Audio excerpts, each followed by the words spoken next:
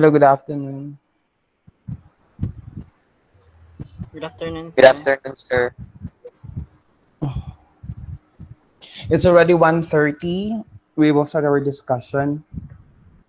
Um, uh, Welcome to Practical Research 1 with its description qualitative research or an inquiry with the use of qualitative approach. Before I'll go through with my discussion, I also open you all if you have a clarification in the midst of my discussion, or if there is something which needs to be clarified before proceeding to another topic, you may open it because I find it much harder to connect the preceding topics without asking for a clarification on the previous topic that I discussed, or on the present topic that I discussed. Okay. May I also encourage you to uh, participate if you have something to share on the research you have had when you have conducted your research way back junior high school. You are open to share about it. Okay.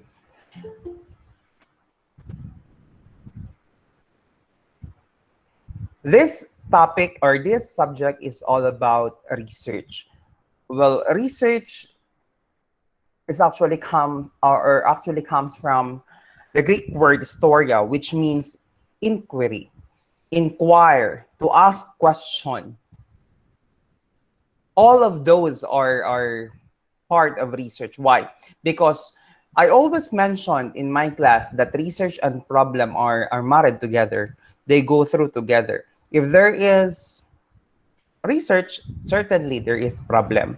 And if there is a problem, well, research can solve it. That's why they go through together. From its origin, it means inquire or inquiry. But it is a process which is done using a scientific method, meaning there is a certain procedure that we are going to undertake.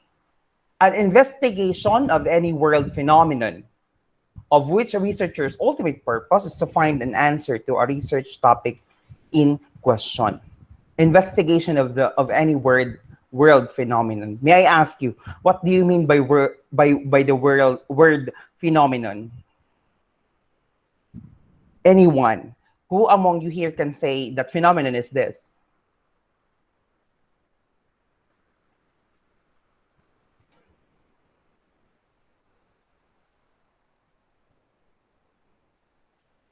Curie? Am I still A audible? Yes, situation, yes, was sir. a certain Okay. situation, sir. Pardon? Phenomenon, sir. A certain situation, sir. Okay. The word certain there is very vast. Yes. It's broad actually in nature, right? To cut it short and to use a layman's term, so that certain that you have mentioned, that certain means happenings, right? Happenings that you have experienced. Therefore, what we are going to inquire are the happenings around the world, right? Sir, what do you mean by happenings? Panghitabo. Bullying, is that happening? Yes. Right? Sextortion, is that happening? Yes. What else? Hmm? Experiences during senior high school. Is that happening? Yes. All of those are part of phenomenon, right? And that's what we are going to inquire, right? Um, to give you a highlight on research, but eventually when we talk about research, this is the reason why the world goes round. um if there is research, there is always a progress that is going to happen. And if there is a progress, eventually we will live easier, right? Later on, we will discuss why do I say so, why there is a progress that happens when there is research. Okay, remember that what we are going to investigate is the phenomenon that you have experienced or phenomenon that you have noticed. Sir, kagamera sa mga phenomenon, there are lots of phenomenon. For example, when you went to a mall, certainly you are riding a taxi, then you saw a badyaw. Oo, badyaw with 4 offsprings.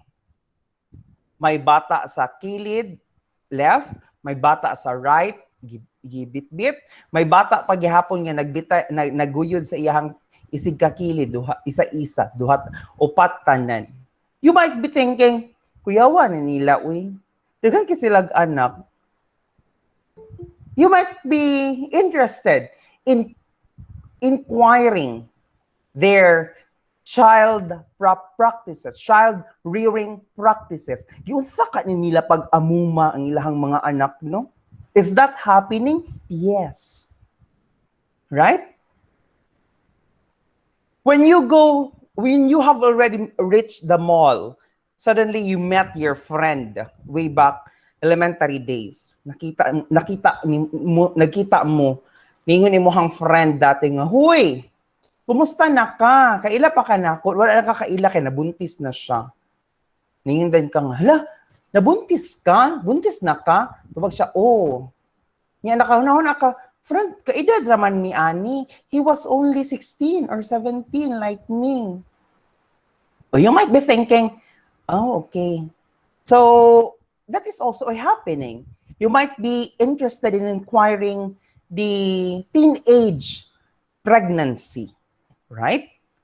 Or parenting on a teenage years. Those are phenomenon that what we are going to investigate. Okay? Before I'll continue, any clarifications? None, sir. Okay. Just put on your mind that the word phenomenon, okay? Because we will start there. Okay.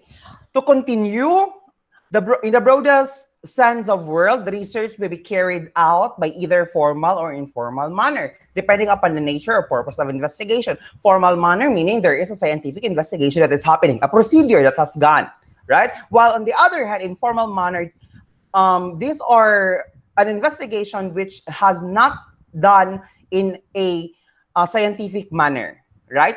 Pag sinabi nating formal, may scientific. Pag hindi naman formal, in a scientific manner. But since we are engaged into education, we are supposed to conduct a formal research. Okay?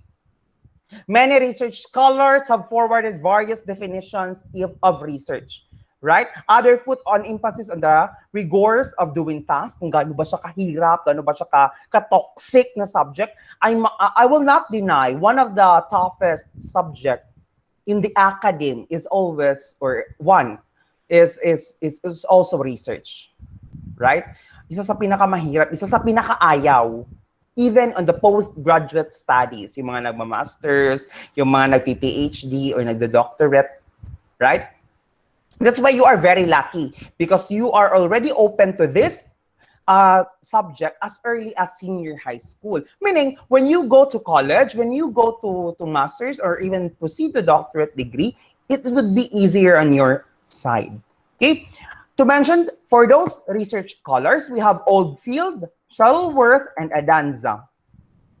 According to Oldfield, research derives new knowledge, right? This research can derive new knowledge to contribute to an existing academic wealth of knowledge. Kapag gagawa ka daw ng research, nakaka-contribute ka daw ng knowledge sa academic wealth, right?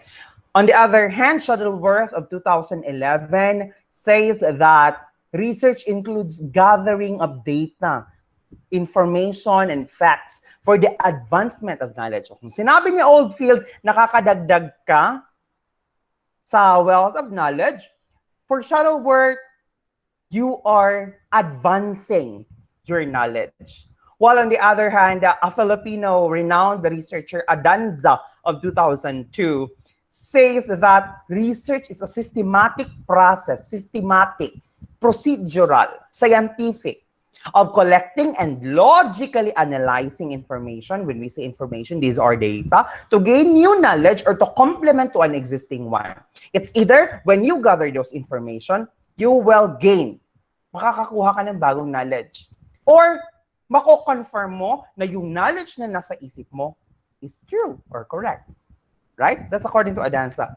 Moreover, Atkins and Wallace of 2012 actually focused that research should not only talk about how rigor or how does it done, it does not talk about its output, but you also have to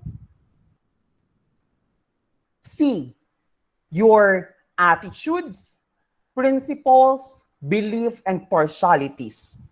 Why? Because all of those which have mentioned will contribute or may influence on the aspect of the study. Attitudes mo daw, principles mo daw, beliefs mo daw, partialities mo daw, dapat alam mo kung ano yun. Why? Because kaya niyang i-influence yung study mo. For example, you're talking about teenage pregnancy. May partialities ka about this teenage pregnancy. Sabi mo, mga bigaon dyan mo, sayo ka mo na nga buntis. Is that a partiality? Yes. Is that a belief? Yes. Is that a principle? Yes. Is that your attitude? Yes. Therefore, you should know that you have that partialities. Why? Because if you don't know that, eventually yan yung lalabas sa research mo. Which is wrong. Right? Misrepresentation tawag nun sa ethics of research. Later on, we will talk about ethics of research. And eventually, you will see kung bakit kailangan mong i-acknowledge yung principles mo, beliefs mo, and partialities mo. Why? Because it will contribute.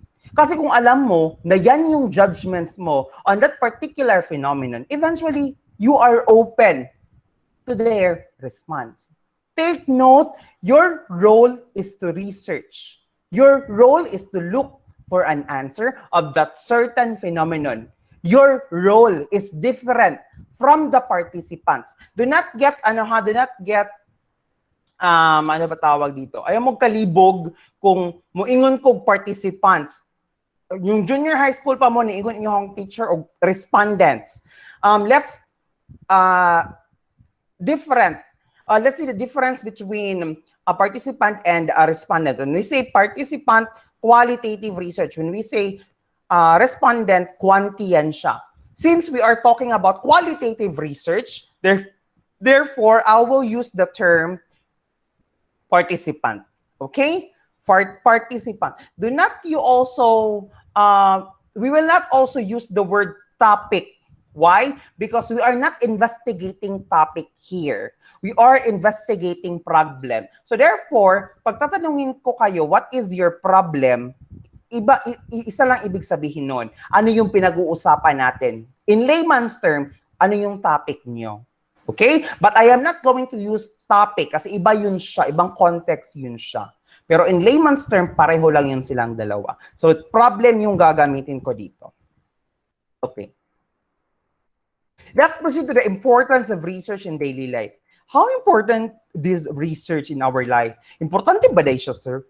Hago lang man nga subject, gakapoy-kapoy. Yes, eventually, it's important. Why?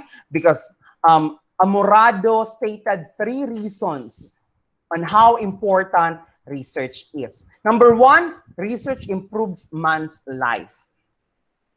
Okay? Research already existed during Stone Age, when we look back to the Stone Age, but eventually people of that certain year discovered when when they rub a stone, it will lit a fire. Right? Nung na-discover nila yun, therefore, it's part of the research. Right? Will it improve your life? Kasi na-discover nila yung fire. Na-improve ba yung life nun? Yes, eventually. Right? We don't know. Baka sobra kabugnaw ato nga panahon. Because of that fire, then the ground look warmer or feels warmer. Right? Leaves to cover their body. Right? Leaves to cover their body. Sabi pa ni Shuttleworth, advancement of knowledge daw. So therefore, kung wala pa nag-advance, hangtod karon leaves gihapon ang naga-cover sa tong body. Wrong.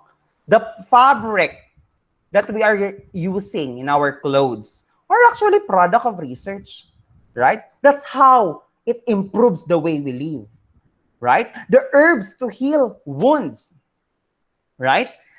Okay. Siguro if there is no research, still, mangita gihapon tag klabo. Kay sakit kayo ang atuang kasukasuan. Magani na ang alaksan. Right? So therefore, all of those that I have mentioned are product of research. Right? Improves man's life. The gadgets that you are using, does it improve your life? Yes. Because that is also a product of research. The light, the electric fan, the laptop, all of those are product of research. Okay? Next, research provides answer to a question. You might be asking, how does this certain things happen? Right? Like when you were still young, why does the sun comes up, mom? Natanong mo yung mama mo, mangano mo hilak di ay ta? Right? And then eventually you got an answer to that. That is also a research, right? Before the implementation of K-12, there might be a questioning that is happening. Is K-12 important? How beneficial K-12 is? How important senior high school? What are the benefits of senior high school? All of those are product of research. Inquiring, right? And a lot more, right? And eventually, research assists in decision making. When you already gather data on how important K-12 is, when you already gather data on the relevance of K-12, then it assists people in the education academy to affirm or to decline on K-12 system. So hindi pwede na pagmata sa presidente, dili siya ingon na okay 12 na ta karon. No. All of these happen because there are facts collected, because we gathered data, because we conducted research. Right? Okay. Before I'll continue, any clarifications? None po, sir. Do I only have one student? None po, sir. None, sir. Okay. None, sir. None, sir. None, sir. Okay. Thank you. Let's proceed to characteristics of research. Characteristics of research. So sir, ang research day mo ra dag tao na characteristic. Yes. Because we are doing a scientific investigation, we are doing a procedure, we are following a certain procedure, then definitely there is a research has also its characteristic. One of its characteristic is being objective, right? When you already gather all the data, most especially in qualitative format or in qualitative research, it's hard to generalize. Sometimes you put your own, let's say, words. You put your own context to it. When you put your own context to what you are generalizing, that's already wrong, right? Why? Because being objective means setting aside biases and or prejudices, right? Being objective is far different from being subjective. Meaning, what you gather or what is, or what you gathered are the data relevant to the question, not what you feel, not your own thought. Why? Because your own thought is biased. Take note, your role is to search for an answer, right? Ni kailan hindi sinabi na ang researcher pwedeng maging participant. Mali yun siya. Ni kailan hindi sinabi. Okay? The second one is being precise, accurate, right?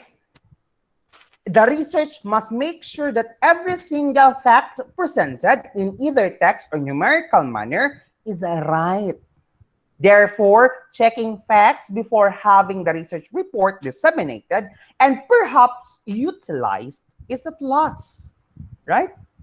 What you gather should be precise. From the literatures that you add to become the backbone of your research, to the data that you gathered from your participant should be accurate. Okay, question. Sir, pwede ba namin kunin kahit sinong participant? Wrong. Why? Because in qualitative research or any other researches, only those who experience the phenomenon can only be the participant. Okay? Why? Kasi paano makakasagot about teenage pregnancy kung hindi naman nagka-anak? Right? How can you ask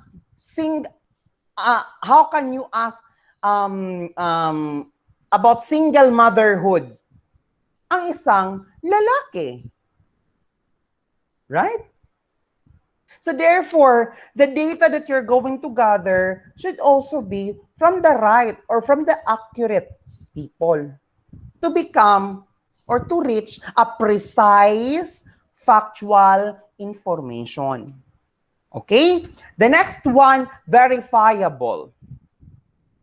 There are instances when one is interested in the feelings of the study and may want to verify facts presented.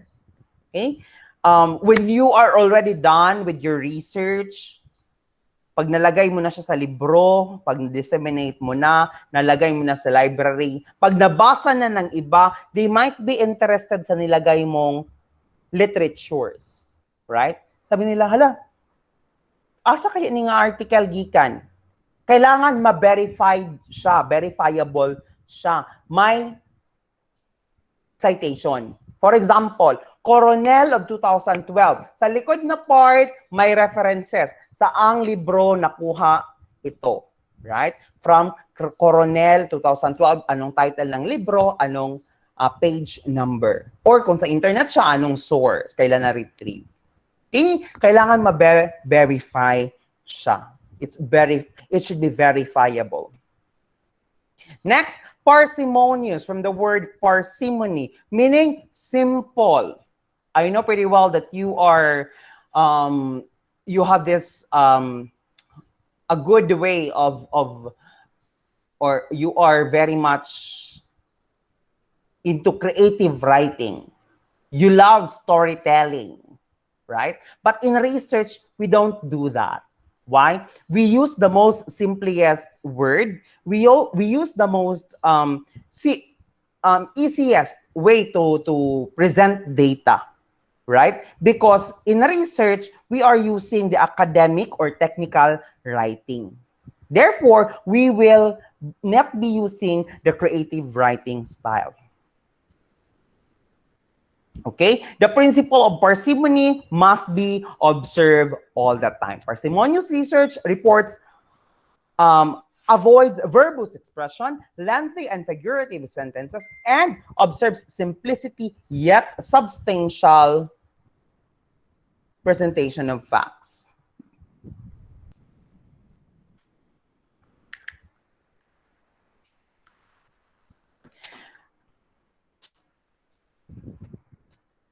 Next is empirical. Empirical comes from the Greek word empiricus, which means experience. Okay. As I have mentioned earlier, only those people who have experienced this phenomenon should be the one being asked. Okay? Why? Kasi empirical dapat ang qualitative research. You cannot ask a certain people or person about this phenomenon if they have not experienced it. Paano mo tatanungin about poverty ang isang mayaman? Right? How can you ask about being the youngest in the family pag eldest siya?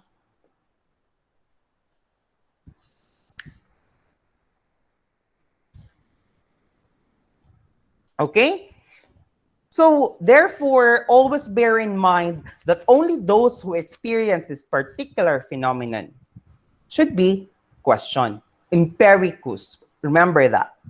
Next is being logical. Okay. Logical means coherent. The presentation of facts you have to the literatures that you have attached and to the theories that you embed on your research should be coherent. Hindi pwede na ang research mo will talk about teenage pregnancy, ang nilagay mo naman ng mga literatures are about poverty. Wrong. Right? Coherent ba siya? No. Right? Always remember that there should be a scientific interrelationship between the data that you presented. So therefore, we should follow logical way of presenting the data. Next is probabilistic.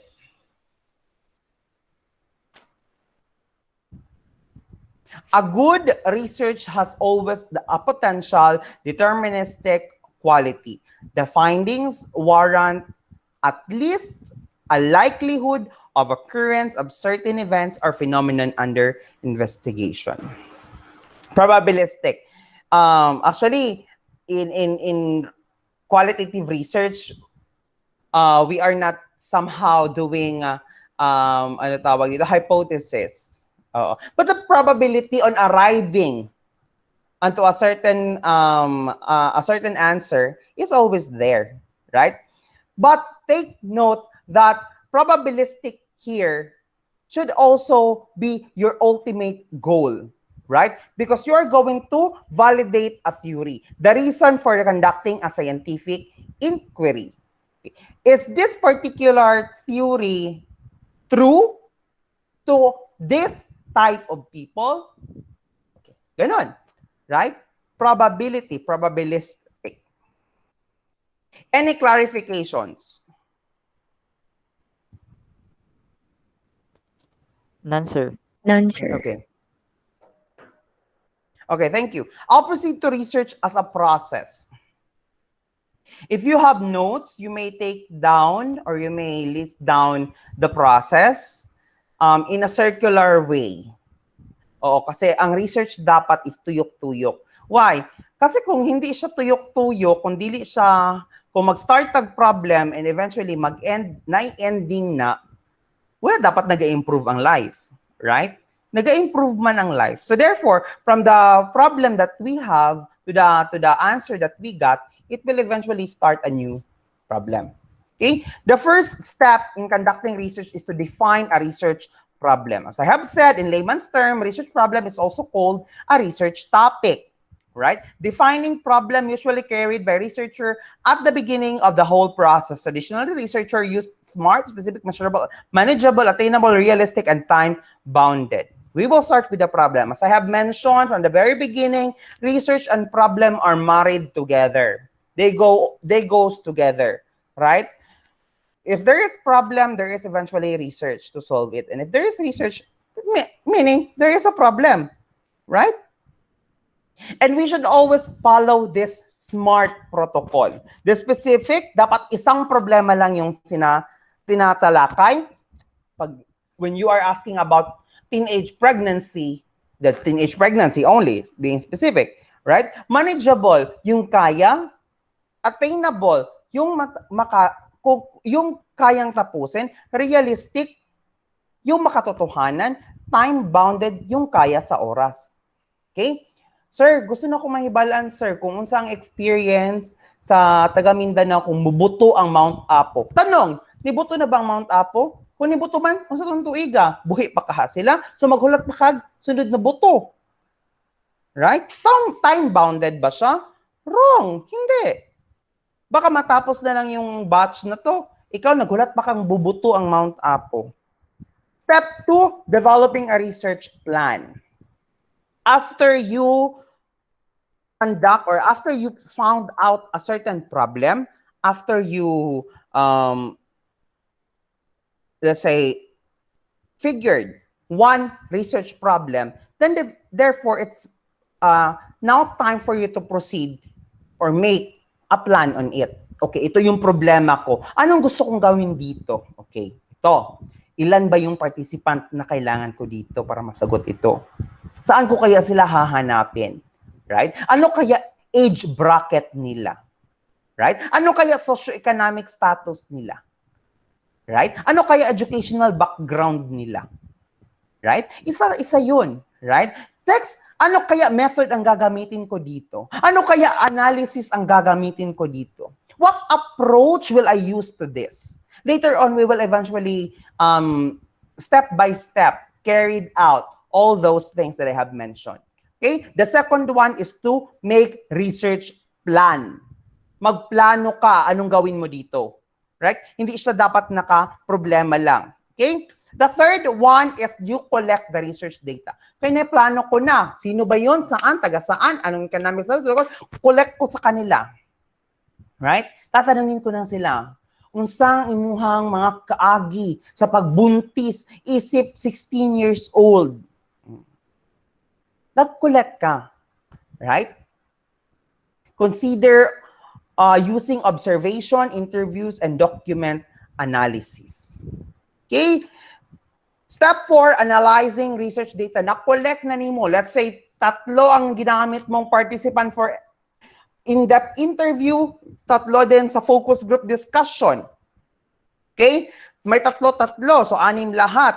Tanong, paano ko kaya ito i-analyze? Ano ba si sir, dili daw pwede daw nga ako adong sariling word ang akong gamiton sa pag-analyze. We are using thematic analysis. Okay? On their answers, tingnan mo kung ano doon yung halos magkapareho. Okay? For example, you're talking about teenage pregnancy. Niingon ang isa ka participant, lisod kaayo mag-amuma ug anak. Sunod, lisod kaayo ang kinabuhi, walay panggatas. Sunod, lisod kaayo magbantay sa anak. Pareho ba sila tubag? Almost there. Why? Because they are talking about one thing, lisod, right? Therefore, that lisod there are coherent to what they feel. Okay? So therefore, yung lisod na yan will be your one theme sa pag-analyze mo. Even what they feel about kalisod, basta gilisdan sila, it's part of it. Next, step 5, presenting the findings. Natapos ko nang ma-analyze. I-present ko na. Okay. Ano ba itong present? Ha? Have you heard the word defense? Research defense. There is a research defense. It does not mean that you're going to defend it because you believe it's really correct, right? Of course, you still have to consult others who are seasoned to this research, right? You have to revise on what they have said. You have to consider the accuracy and completeness. Okay? So you are going to present it. Then step 6 will happen. Tapos ko nang ma-present, na-defense na ako siya, then therefore, na-revise ko na siya, then this is now the time for me to disseminate and utilize the findings. Okay. I-disseminate ko na, pwede na ako ipabasa sa tanan. Okay? Then, from that, another problem will came out. Okay? Okay. Some of you might be thinking, sir? Sa research ni mo, may isa pa yun ka problema. Again, ang research mo is one problem. On the midst of conducting research, you might encounter another problem. Pwede mo siyang ilagay sa pinaka-last. Okay? For the future researcher, you may conduct a study relevant to this study. Therefore, pwede kang mag-suggest kung anong klaseng research o anong research problem ang pwede nilang i-conduct. Kung ikaw, nag-study ka about teenage pregnancy, nigawas ito, kalisod sa kinabuhi, kalisod sa pangwarta, pwede ka mo suggest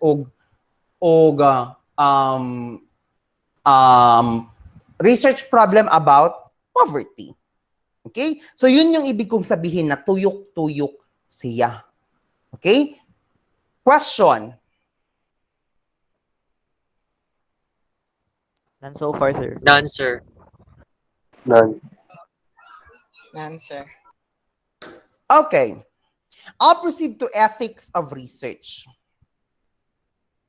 When we say ethics, this is the most rightful way of conducting research. Okay? Ang tamang ginagawa sa research. That's ethics. Okay.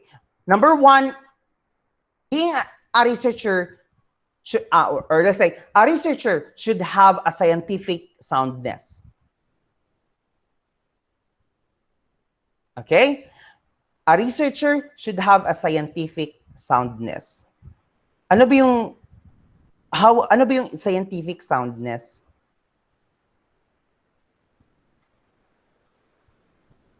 Ano ba yung scientific soundness? Okay, in our own term, when we say scientific soundness, yun bang howd ka ana? Question, you as new researchers, could you consider yourself to have this scientific soundness? Eventually not, right?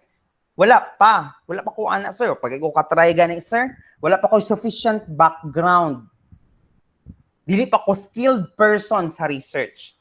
Now, how can you have that scientific soundness? Kaya nga, merong tayong research advisor. Kaya andito ako as your research advisor.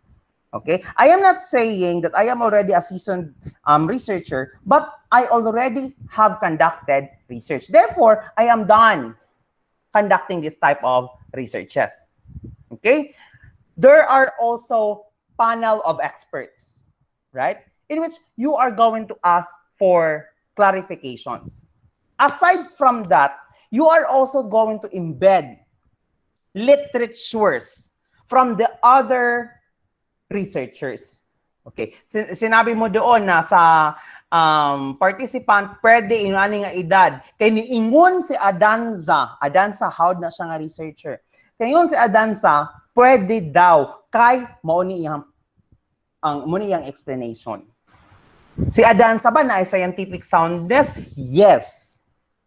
You got my point. In order to attain that, therefore, we have to ask for guidance and constant supervision from expert, if not seasoned qualitative researchers. Okay. Next is consent. Actually, in research, there are two types of consent. The informed consent form and the informed assent form. Informed consent form are for participants who are adult. While on the other hand, assent form is for the participant who are minors. Okay? 18 below, 19 above. Ganun yan siya. Okay. Kailangan ba ng consent? Of course. You cannot actually force somebody to become your participant. It's unethical. Take note, there should be a voluntary agreement of the participants to be involved in the study. Okay? Dili pwede mamunggus. Dili ka pwede mag-threat. Dili ko nimo tabangan. Sige, di na ko pautangon nimo hang mama. Bawal na siya. Okay? You should have this voluntary agreement. Kuha, wala.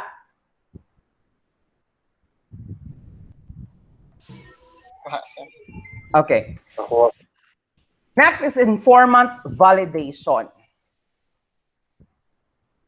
Informant validation means that you have to ask your participant to validate their words.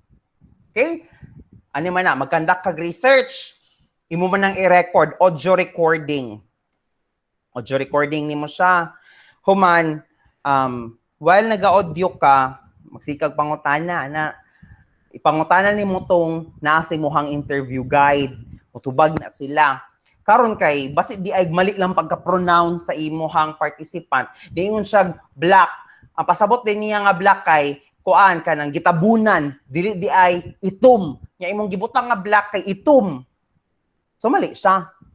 Lahi iyang muhang pasabot. You got my point? Therefore, after you transcribe that from audio recording or audio recorded one, you should have it validated. Ipabasa ni mo balik sa mong participant, mo ni imuhang mga tubag, tama ni siya. Ngayon na sila, oh, ay, dili man, wa mo ko niingon og black nga gitabunan, ako maingon black kay color. Oh, di ba? You got my point? Therefore, there should be a validation. Next is confidentiality. Most especially when this investigation involves greater risk on the part of the informants. You are talking about drug addiction. You are investigating or you are inquiring about drug addiction, teenage drug addiction. Kahit gani hindi drug addiction, kailangan gani na confidentiality. Okay? Retaining anonymity than revealing the full identification of the participant should be dealt with utmost care. Kaya yung yung mga participant nyo naka-alias. Ang iyang tinud pangalan Christine, gilis na ni mog Ana. Okay? Kung hindi naman Ana, nilagyan mo participant 1. Pwede na siya. Kung di na participant 1, participant A. Pwede na siya. Kung di kahapon participant A, informant 1. Kung di kahapon informant 1, informant A. Pwede gihapon na siya. Okay? You have to what? Retain the anonymity. Okay? Retain the anonymity. You're talking about HIV. Igawas din mo dito ang tinuod na pangalan. No. It's wrong. Okay? Drug addiction, ibutan din mo, Juan de la Cruz, 23, taga Piapi. Kaya bito ang name, it's always optional. Pwede dili mo i-appeal ang pangalan. Pwede di mo dili ipangutana ang pangalan. Pwede wala. Okay? Next, exploitation. Eventually, exploitation occurs both on researcher and the participants. Oo. Paano ba nag-e-exploit? Let's start first with the participant. Paano ba na-e-exploit natin ang participant? Na-e-exploit natin yan sila sometimes. How? Okay, simply. This scenario will give you somehow a glimpse on what this exploitation is. Mayroon tayong interview guide.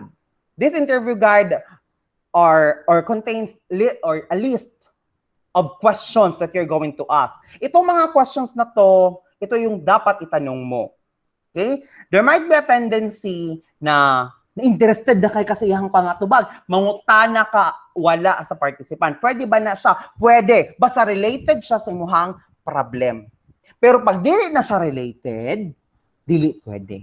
You are talking about, let's say, ano ba tawag yun? Kala ganing mga, ano nga yung English ng buring? Mga buring sa central bank? Mga Slut. Prostitute. prostitute. Yun yung ano mo, interested ka doon. Prostitute. Unsa kaya ilahang kinabuhi no ka ng mga prostitute, no? Muna imong gusto istadihan. Okay. Pwede. But take note that only those you have listed there as the question should be asked. Pag hindi nila nasagot yun, or feeling mo hindi tama yung, or hindi swak pa yung sagot, dapat makakuha pa kagamay, pwede ka mag-follow up question. Okay? Pero do not ask beyond what you are investigating. Nung tayo na ka sa position, sa napulo ka buk, gilamian pug ka. Mali. Maling-mali. That's exploitation. Okay? Ma-exploit din tayo as researcher. Okay, for example, nakaisa ka participant, imong participant kay kanang prostitute gihapon. Gina kasi mong prostitute nga kuan. Sige, bayari lang kog 5,000. Tama ba na? Mali. Why? Because there should be a voluntary agreement. Pwede kang magbigay ng token, pwede yan siya. Muhatag day kag isa ka lechon manok, pwede good na. Pwede na siya because we are Filipinos. By nature, we always give thanks through that manner. Right? Ay, salamat sa pagtubag, aran lechon manok nimo. May na lang, dili ka mangayo na pong pamalit og sardinas, kana na lang yung panihapon ng gabi una. Pwede na siya. Right? Pero kung, for example, giinan ka sa imong participant, ay, nagdala-dala kag lechon manok. Ay, kanang busy man ko, nakoy upat ka customeron, pwede balik na lang ka ugma. Mura gihapon ha, pagdala lang og kuan, lechon belly. Pwede ba na siya? Dili na. You got my point? Na-exploit din tayo. Right? Because we want to gain favor. Okay? You got my point? Yes, sir. Oh, so in that manner, always bear in mind na bawal natin i-exploit ang research. Bawal natin i-exploit ang participant. In the same hand, bawal din tayo ma-exploit. Okay? Next is misrepresentation. Okay. Ito yung sabi ko, there might be an instance na misrepresented yung research. The basic principles of qualitative research reporting dictate that accuracy of the participant narratives as presented in the research report should be assured. Statements that would seem faulty to largely provoke mistrust on the part of the information should be addressed with maximum care. Otherwise, the entire report likely exhibits misrepresentation. Okay. For example, nagtanong ka about teenage pregnancy. You have this in mind lagi nga ang reason kung ano sila nabuntis og sayo kay mga bigaon sila. Imo jud imong gipush. Bigaon mo gud ni sila, good ba sige ko. Oh. Misrepresented ang data. Right? Wala ka kabalo basta victim to siya, rape victim. Right? So always bear in mind that you have to report the accurate participants' narratives. Okay? Next, identification of the participants by self or the others. Whether the participant, ganito kasi yan, pag mag-research kayo, it's either may kakilala kayong participant why you are interested on that particular topic. Okay? Pero yung kilala yung participant, isa lang. Karon i-requirement ko og tulo ka participant sa IDI nyo, tulo pa yung ka participant sa FGD. Right? Tulo ka participant sa IDI og tulo sa FGD. Karon wala ka nga, patay, isa raman akong kaila. Asa ko mangitaglaing participant. Pwede ka kasi magtanong sa kakilala mo kung may kakilala. Yung napakay mga kaila ni mo nga kuan, sukarap. O tubag man nauna, ba ko isa ka sukarap nga kaila. So pwede ka mangayo ato niyag other participants. Pero tanong, since gi-divulge naman sa isa ka tawo ang iyang kaila nga kuan, imo na pud bang i-divulge iyang identity? Wrong. Still, you have to retain the anonymity, the method of anonymizing the identity of the participants. Either you ask for another participants or you know somebody. Okay? Whether the concerned are willing to divulge their identity or not, the researcher should responsibly handle the data with maximum care. Niingon ang isa ka adik, igawa sa akong pangalan, okay ra sa ako it's still wrong. You have to handle it with maximum care. Okay? Next is plagiarism. Plagiarism is simply copying others' work and claiming it as your own. It could be a text, a photo, a video. Okay? Pag hindi sa'yo, wag mong angkinin. Lagyan mo ng citation. Kung lami kayo pagkaptaka dito lugakuha ni nga pagkakuha no intro pwede kuhaon ako ni. Wag naman ganun. Kung kamo ba'y kanang kopyahan, masuko pud bayaan mo, right? So therefore, you have to cite the author of that. Question now, sir, kanang pag mag-ano ba ko, sir, pag mag-paraphrase, pwede na ba maakua? Still wrong. Why? The thought is still not from yours. It's still from the others. So therefore, you have to cite the author, even if it is what? Paraphrased. How to avoid that? One, always take note of the source of information used and label each borrowed material with basic referencing details. O saan galing, kinsay author, unsang tuig. Ibutang na siya. To prepare a data sourcing plan. Itong data sourcing plan, actually, 6 columns yan eh. The first column is author. The second column is date, kung kailan siya na-publish. Third column is yung ano tawag dito, kanang title ng book, kung asan mo siya gikuha. The fourth column is kung anong page siya sa libro nimo nakuha. The fifth column is kung ilang, kasi may mga libro kasi kung anong edition na. Okay? And the sixth column kung kailan mo siya nabasa. Okay? Yun yung data sourcing plan. So, never ever copy and paste ready-to-use information. O never ever. Never ever, hindi sa kung kailanman mag-copy and paste ready-to-use information. Ay, copy-paste na ako, sir. Copy nagbuhat. Hindi sa kung kailanman. Fourth, paraphrase the original text and cite the source of explicity. O kahit na naka-paraphrase, still you have to cite the source of explicity to avoid plagiarism. Five, properly quote sources and close borrowed statements with quotation marks. Sa pagbasa nimo sa other research, nakabasa kag, hala, suwak jud kaayo siya sa akong gipangita. Pwede ba nako ni siya makopya? Pwede. Ang statement lang. Still, you have to put quotation mark. Pwede ba din mo quotation mark? Tanan, 5 ka pages? Wrong. Statements only. Okay? Pwede siya, pero dapat naka-quotation mark ang isa ka statement. 6, keep a source trail. 7, never copy the assignment nor output of your or answer of your classmates and submit it under one's own. Chapter 2, planning. Feeling nimo iyahang gipangita kay teenage pregnancy. Niya akong gipangita kay kuan kanang poverty. Pwede naman siguro nino. Kopyahan ko kaya niyahang method. Still wrong. Okay? No. Do not copy. You design your own. Okay? 8. Always make a reference page on the cited works at the end of the own work. So, go back ka ng reference page. APA format. Okay? Alam niyo naman yung APA, right? Kasi you have done already English for academic and professional purposes. Tama?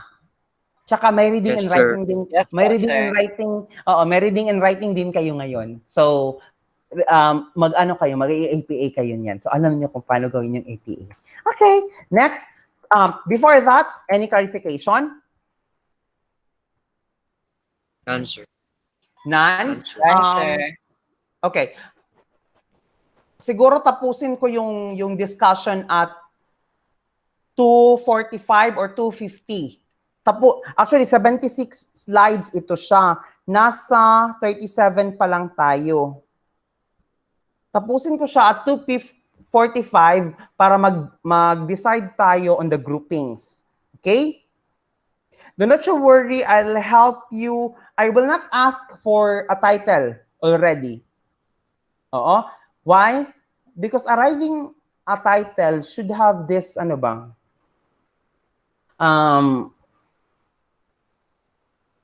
Concrete idea on what you wanted to investigate.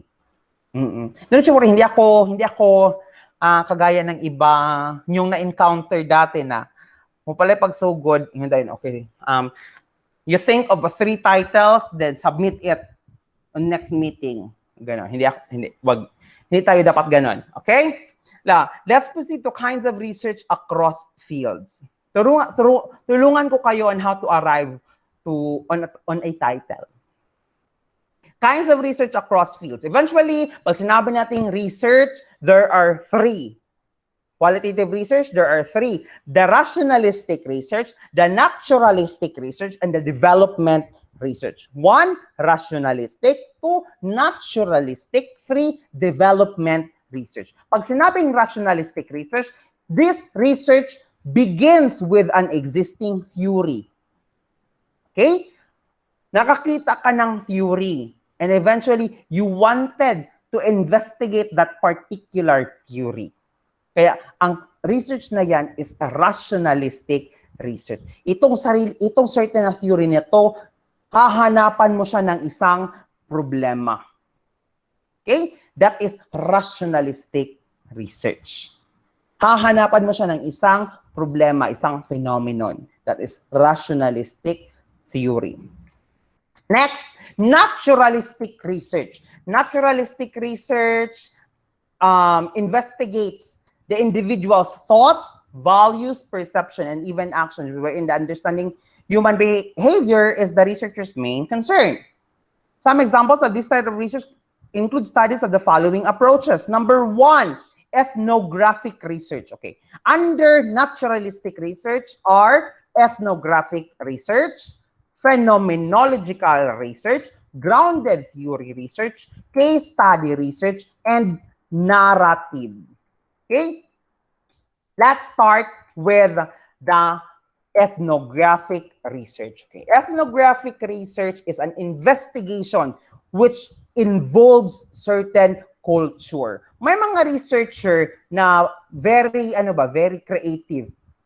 Yun nga sabi ko, pwede mo silang istudyan. Katong gi-mention ako nga nagsakay ka og taxi dinihunong sa may traffic, nakakita ka og badyaw nga nagbitbit og 4 ka anak, nakahuna-huna ka, wala kuyawan ni mga badyaw no. Daghan kay silang anak niya, digbi agad nila biyaan. Oh, you might be interested in asking their child rearing practices. Rearing pag-amuma kasabot ana, okay? Child rearing practices. Question. So dali ba ang ethnographic research? Dali, walay research nga dali. Interested ba ang ethnographic research? Interesting. Okay? It's just that there are so many protocols that is governing on your research. Number 1, it should be approved by their datu. Okay? And you should know their mores and norms. Okay. So, kailangan jud ba ingon ana? Yes. Aside from that, you should live with them for a certain period of time. Kailangan makisabay ka sa ilang kinitibo, kinabuhi. Okay.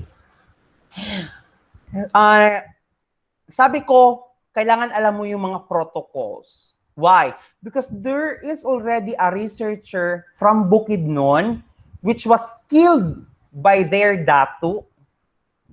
Oo, dati. Not because nag-conduct siya ng research na hindi siya nananghid. Nananghid siya. It's just that hindi niya alam na norms pala doon na ang mga members sa tribe dapat, I am not just really sure kung once a month or once a week maligo. Pag abot niya dito, medyo smelly na mga bata ba?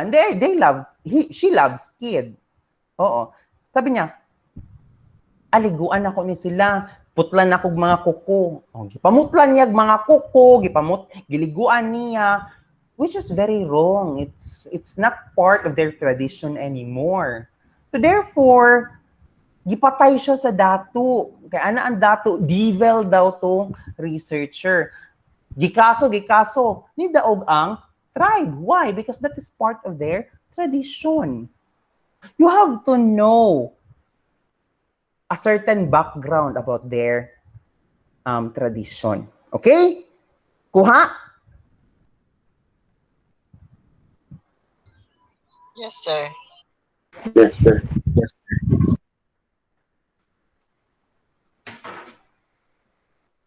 Okay. Um,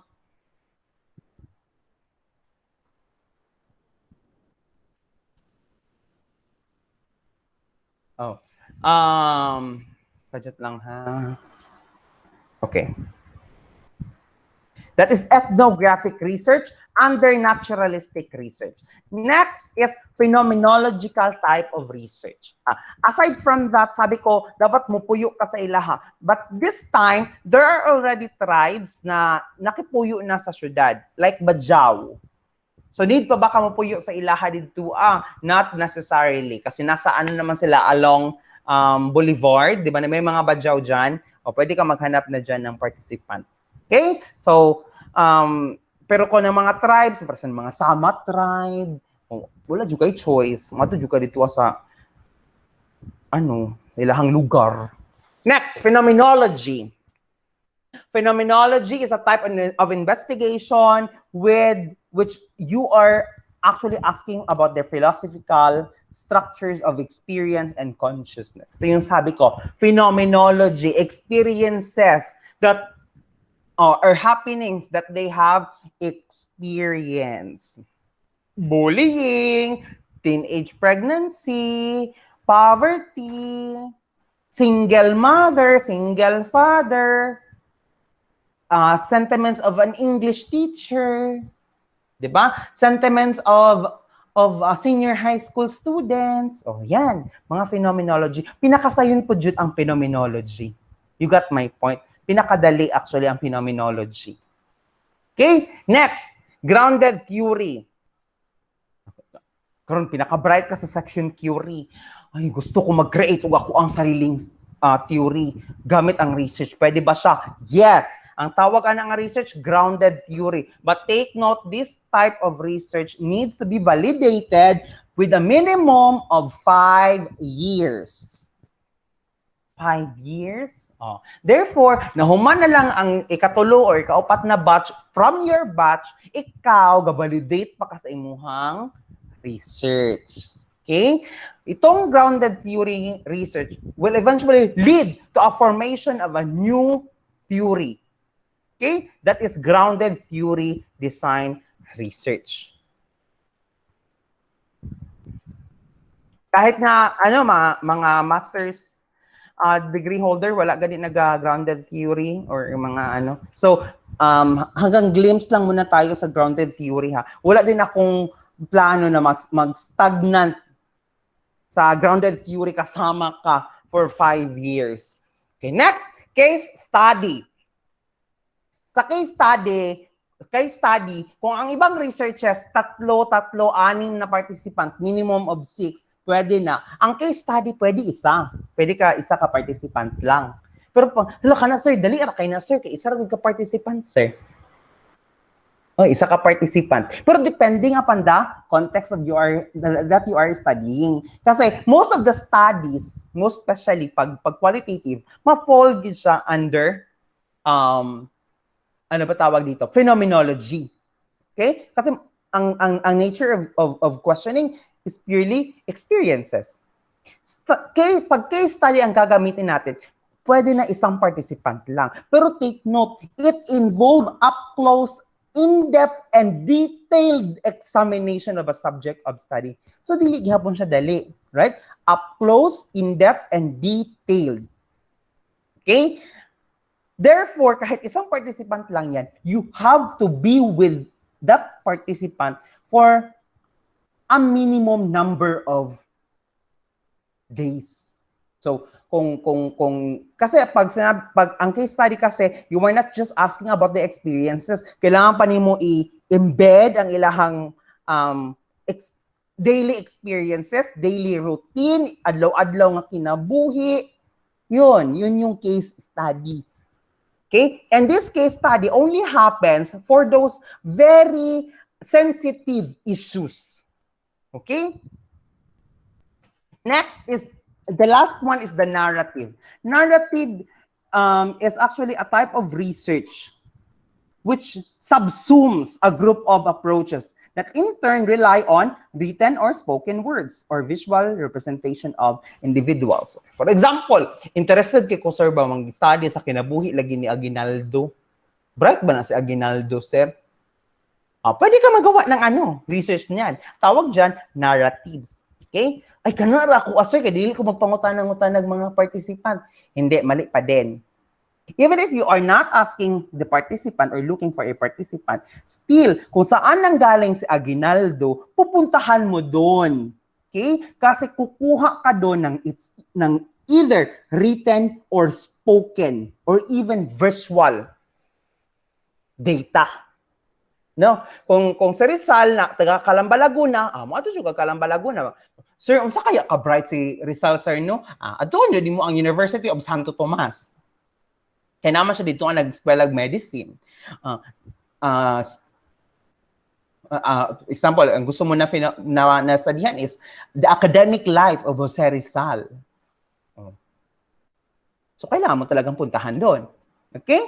So, that is narrative. Kasi kukuha ka ng written or spoken or visual data. Question. Next is development research. This development research is a type of research which tends to innovate or introduce innovation based on the scientific research findings. Ito mga development research, this is happening when sa science and technology Kasi kung hindi walang development research, di unta wala na ta karoy iPhone 12, right? From iPhone 11 Pro Max nag-iPhone 12, nag-iPhone 12 Pro pa, no? Na ba iPhone 12 Pro Max? Diba? Because there is an innovation on an existing or present one, it's because of the development research. It tends to introduce innovations. No? Kaya kung wala ning development research, wala tayo cellphone karon. Sige ra tag telephone. No? Kung wala ning development research karon, wala jud tayo electric fan karon. Puro ta pamaypay. No? Kung wala ning development research, wala tayong modern nga mga balay. Kung wala development research, wala mga big structures, no buildings. No. Because of development research, there is an innovation. Okay? Question.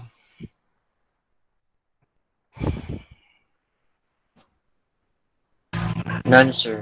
None, sir. Ang talino naman ito ng mga taga-Curie. Walang tanong kahit isa.